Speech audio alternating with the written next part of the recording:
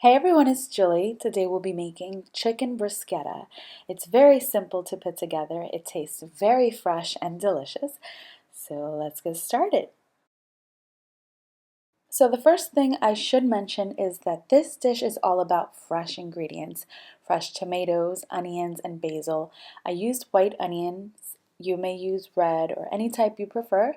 You want to dice the onions the same size as the tomatoes, and I did remove the seeds from the tomatoes and then I diced them.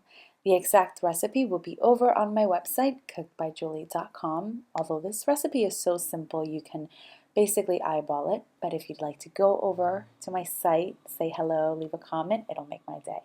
All right, so in this bowl, I just have the onions, tomatoes, fresh basil. I poured a little bit of olive oil and a couple of splashes of balsamic vinegar. I seasoned it with a pinch of salt and pepper. Give it a toss, then taste it.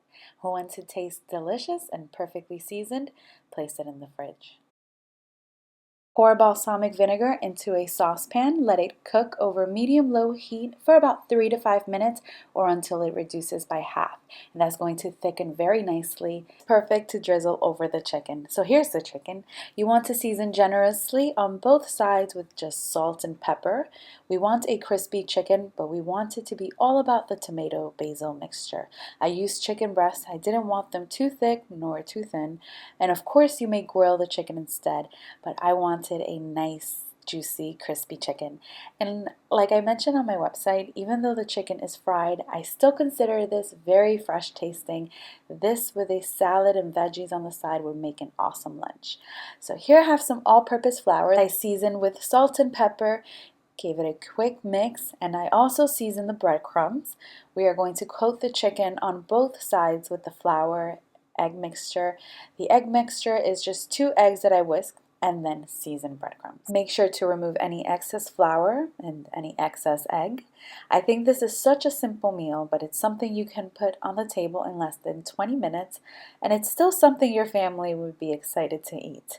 And if you want to make this during the week, you may grill the chicken. It'll still be delicious, and it'll be even easier to make.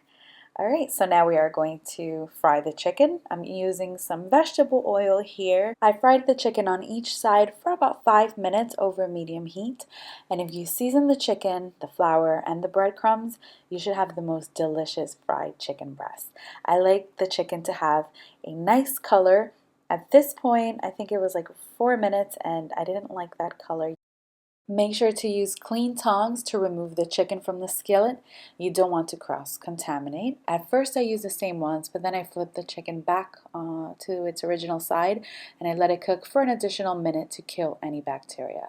This is how I like it. The color is perfect, and now we are ready to serve our chicken. We are going to spoon the tomato mixture, and I like to pile it on. You may add as much or as little as you'd like. Go ahead and drizzle the balsamic glaze that we cooked earlier, and I think that this would also be great with angel hair pasta. I would just triple the tomato, onion, and basil mixture, add more balsamic and olive oil, and we're in business. This was delicious. I really hope you guys give this recipe a try. Let me know if you do, and I want to thank you all so much for watching.